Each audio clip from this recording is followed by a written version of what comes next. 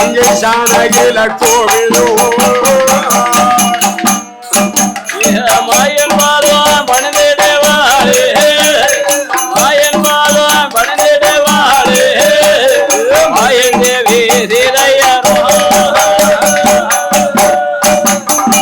நானும் உங்களோட காட்டுக்கு வருகிறேன். ஆமா என்னை அழைத்து போங்க சுவாமி என்று கண்ணீர் வடிகிறாள். சரி சீதா என்ன ஆறும் பெருமையும் அமைத்தபடிதான் இருக்கும். நான் காட்டுக்கு போகக்கூடியது ராமனுக்குத்தான் தலை விதியை தவிர உனக்கு ரொம்ப நிலதல்லம்மா கிடையாது. நீ வராதை செய்தா நான் காட்டுக்கு போனால் காட்டில சென்று கண்ட காய் கனிகளை தின்று சுனத்தனை குடித்து கல்லிலும் முள்ளிலும் படுத்து உறங்க வேண்டி இருக்கும். நீயோ கானகத்தில் வந்தயாரோ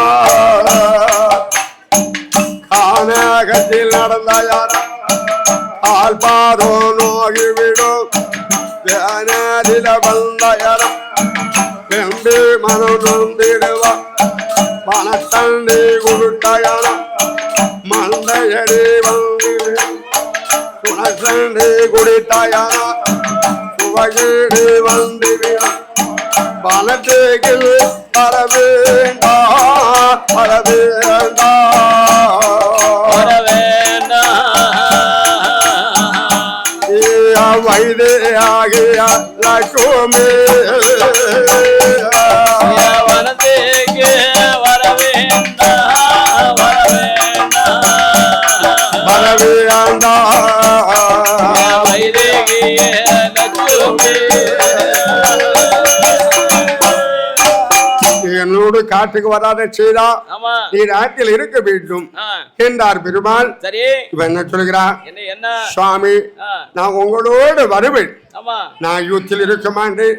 என்னை அழைத்து போக முடியுமானால் அழைத்து போங்க. இல்லையானால் உங்க கையாலே என்னை வெட்டி கொலை செய்து விட்டு நீங்க போங்க சுவாமி. இந்த சீதா தேவி சீதா என்ன நீ அப்ப காட்டுக்கு வரதான் போறியா? கண்டிப்பா வரதான் போகிறேன். அவன் காட்டுக்கு போக வேண்டும் என்று அந்த ராமன் லக்ஷ்மணன் சீதா தேவி 3 பேர்களும் காட்டுக்கு கிளம்பிட்டாங்க. அந்த செய்தியோ ஊரெல்லாம் பரவிட்டு உலகம் எல்லாம் வரையிட்டு இந்த குடிபட சனங்கள் எல்லாரும் ராமனுக்கு முடிசூட்டு விழான்னு நினைத்து சாந்து புருகு செவ்வாது திரைகமெல்லாம் அணிந்து கொண்டு சந்தோஷமா இருந்தாங்க. அந்த ராமனுக்கு காட்டுக்கு போறாரு என்ற செய்தியை கேட்டு அந்த குடிபட ஜனங்கள் எல்லாம் கையை சொல்லாலே காரணரே ராமன் கானகம் போறார் என்று கானகம் போறார் என்று அயோத்தி நகர்வாழும் குடிபடைகள் எல்லாம் கவலை கொண்டு அழுது நின்றார். கையை சொல்லாலே கானகர ராமன் கானகம் போறார் என்று கானகம் போறார் என்று அயோத்தி குடிபட ஜனங்களும் அங்கே அழுவையும் கண்ணீரமா குடிபட ஜனங்கள் எல்லாம் கவலையோடு அழுது கொண்டே வருகிறார்கள். இதை பார்த்தால் சுமந்திர மந்திரி என்ன சுவாமி பெருமானி உங்களை அயோத்தியில் இருக்க சொல்வதற்கு என்னால முடியாது. நீங்க வனத்துக்கு கிளம்பிட்டீங்க. உங்களை தேரை கொண்டு வந்து நாட்டை கடத்தி விடுகிறேன் சாமி என்று தேரை கொண்டு வருகிறார்.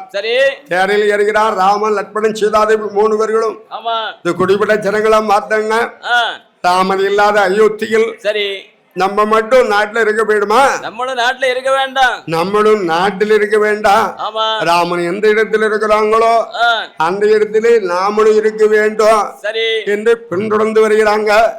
இதை பார்த்தார் பெருமாள். சுமந்தரா என்ன இந்த குடிபட ஜனங்கள் எல்லாம் முன்னால வந்து கொண்டிருக்காங்களே இவங்களை அழைச்சிட்டு போன நான் வனத்துக்கு போக முடியுமா? இவ்வளவு ஜனங்களோடு நான் எப்படிப்பா காட்டுக்கு போக முடியும்? இதுல கொஞ்சம் மறைமுகமாக இருக்கிறது. தேரை நிறுத்தும். நாங்கள் தேரை விட்டு இறங்கி கிடந்தோம். மறு தெரிவழியா தேரை அயோத்திக்கு கொண்டு போங்க என்றார் பெருமான். தேரை விட்டு கீழே இறங்கினார். அப்ப மறு தெரிவழியாக தேரை அயோத்திக்கு வருகிறது. அந்த குடிபட ஜனங்கள் அண்ணா சாமி காட்டுக்கு போகல. ஆமா ஆனா பாரு நம்ம எல்லாம் போன உடனே ஆ, சுவாமி மனம் மாறி அயோத்திக்கு வந்துட்டார். தேர் அந்தோத்துக்கு போது பாரு ஆமா, ஐயாவுக்கு போறது என்ன அப்படியே தேர் பின்னாடி குடும்ப ஜனங்கள் எல்லாம் வருகிறார்கள் என்று அவர் வீட்டுக்கு போய் உட்கார்ந்துட்டாங்க. போய்கிட்டார்கள். அப்படியாக ராமச்சந்திர பகவான் ஆமா லட்சணம் சீதாதேவி 3 பேர்களுமாக சரி அங்கே வருகிறாங்க. அங்க ஆ, நாடு விட்டு நகரம் விட்டு நாடு விட்டு நகரம் விட்டு வருகிறார்கள் கூறாமல் அங்கே வாங்க பரங்கடந்து அங்கு வாங்க பரங்கடந்து அழுக்க வந்த சோலை விட்டாரா வாங்க வாங்க வனகாலந்து வாங்க வாங்க வனகாலந்து அதுக்கு வரணிய சோலை விட்டா காடு வனம் போக வந்து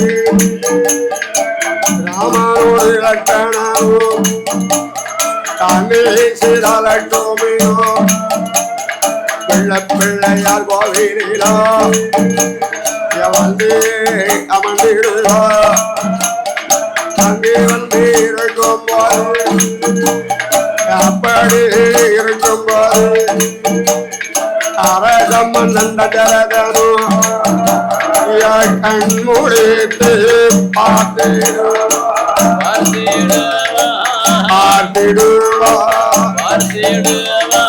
மந்திரியை அலைந்திடுவா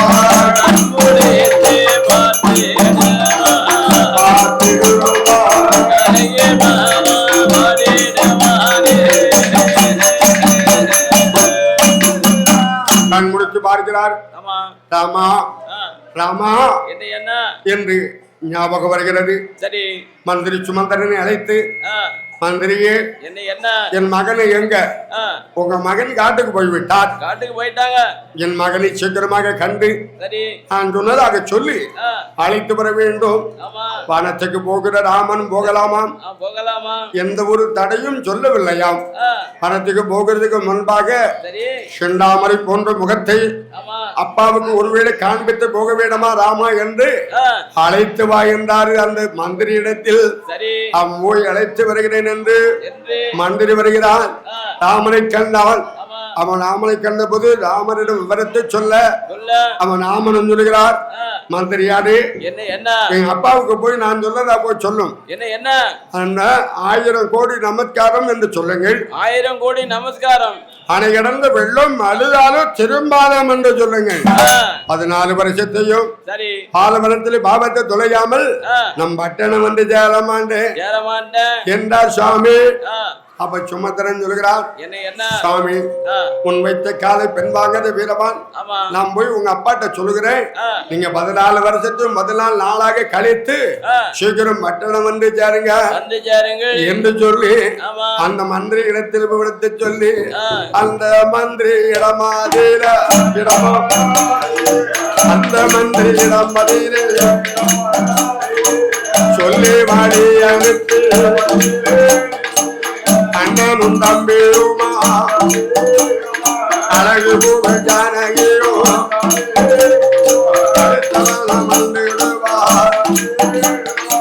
கங்க நதிகரையில் யமுனை கங்க நதிகரையில் எந்தருமால் வந்தாரு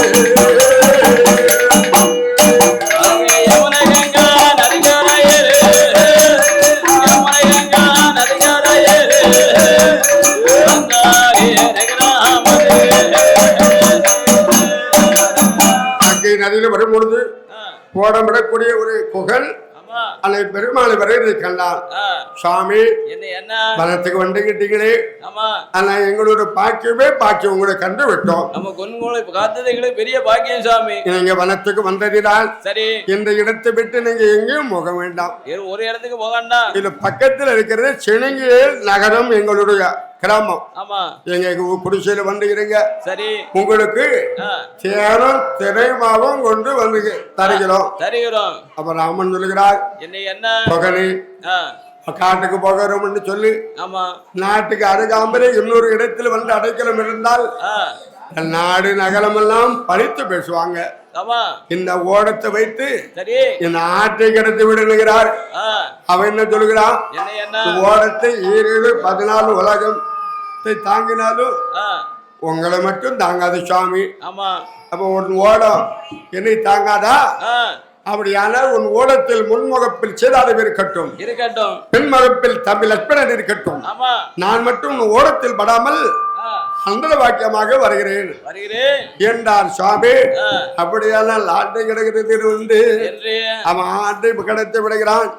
அந்த கரையில் போய் மிதித்தராமல் புகழ் சொல்லுகிறான். சாமி, உங்களை கண்டதினால் ஏதாவது கொடுக்க வேண்டும் என்று என் உள்ளம் சொல்லுகிறது. என்னிடம் கனிகள் கொஞ்சம் பறித்து வச்சிருக்கிறேன். கனி இருக்கிறது. இந்த கனியாவது நீங்க சாப்பிட வேண்டும் என்கிறார். அந்த கனிகளை பார்த்தால் எப்படி இருக்குது? இந்த குகை வேடுவன் ஒவ்வொரு கனிகளாக ருசித்து பார்த்து கழித்து சாப்பிட்டு ருசி பார்த்து பறித்து வைத்த கனி. சரி, அவன் சுருட்டு எடுப்பான், கல்லு குடிப்பான், ஜாரகம் குடிப்பான், புகையில போடுவான். ஆமா, அப்படிப்பட்ட வாயால கடித்து ருசி பார்த்த கனின்னு சாமி எச்சில் அப்படின்னு நினைத்தாரா? எச்சி என்று பார்க்கவில்லை. அவன் உள்ளத்தில் இருக்கும் அன்பை தான் பார்த்தார். உள்ளத்தில் இருக்கும் ஆசத்தை பார்த்தார். எனக்கு அறிய வாங்கி 3 பாகம் வைத்து சீதாதேவிக்கு ஒரு பாகத்தை கொடுக்கிறார், லட்சுமணனுக்கு ஒரு பாகத்தை கொடுக்கிறார், சுவாமி ஒரு பாகத்தை சாப்பிடுகிறார். அவள் லட்சுமணன் மட்டும் கண்ணன் பார்க்கிறார். அண்ணனுக்கு தெரியாமல் கனிகளை அப்ராமரிக்கில் போட்டு வைத்தார். விரதம் இருக்கிறார் லட்சுமணன். அவனா குகனை அழைத்து, குகனே, நாங்கள் அயோத்தியில் பிறந்தது 4 பேர் நன் நம்பி 4 பேர் பிறந்தோம். இன்னைக்கு உன்னோடு சேர்த்து நாங்கள் 5 பேரானோம். எங்களுக்கு எல்லாத்துக்கும் மூட்டை அண்ணாச்சியா நான் நினைச்சுக்கிறேன். இந்த பக்கத்தில் இன்னைக்கு சீதாதேவியை கொழுந்தியாள நினைத்துக்கொள் என்று குகனுடைய இடத்தில் அங்கே விடைகள் பெற்று அதை விட்டு எங்கே வருகிறார் என்றால் அதை விட்டு கண்டு பரத்வாரி இடத்தில் வாழ்ந்து பட்டு சித்திரகூட பருவதத்தில்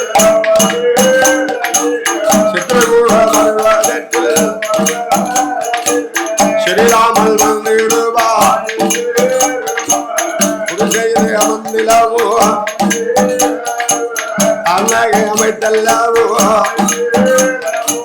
ராமனோடு லட்சணானோ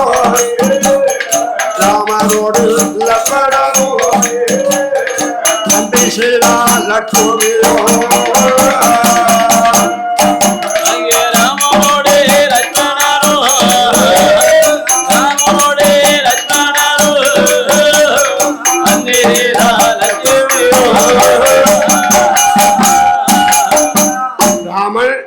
லட்சுமணன் சீதாதேவி 3 பேரும் சித்திரகூட பருவத்தில் வரும்பொழுது நாணலை கொண்டு வந்து திருப்பியாக தொழுது அதில் ராமன் சீதையாங்கே அமர்ந்திருக்கிறார்கள். லட்சுமண பெருமான் காவல் புரிந்து வருகிறார். அங்கே அப்படி இருக்கும் போது சுமந்திர மந்திரி நாட்டுக்கு வருகிறார்.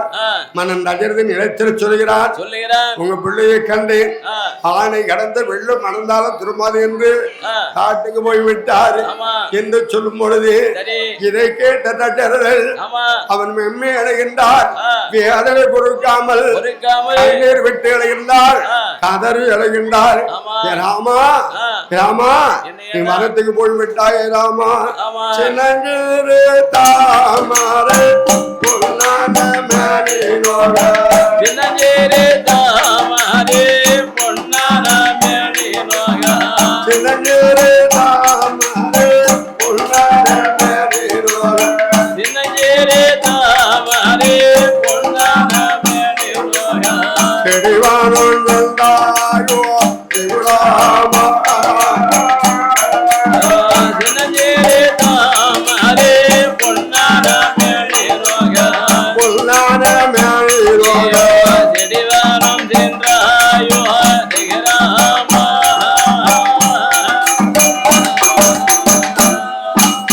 முடிக்கு மாறோட்டு புறமாக இருந்தனே, முடிக்கு மாறோட்டு புறமாக இருந்தனே, மோசங்கள் செய்தாய் திகுலாமா, முடிக்கு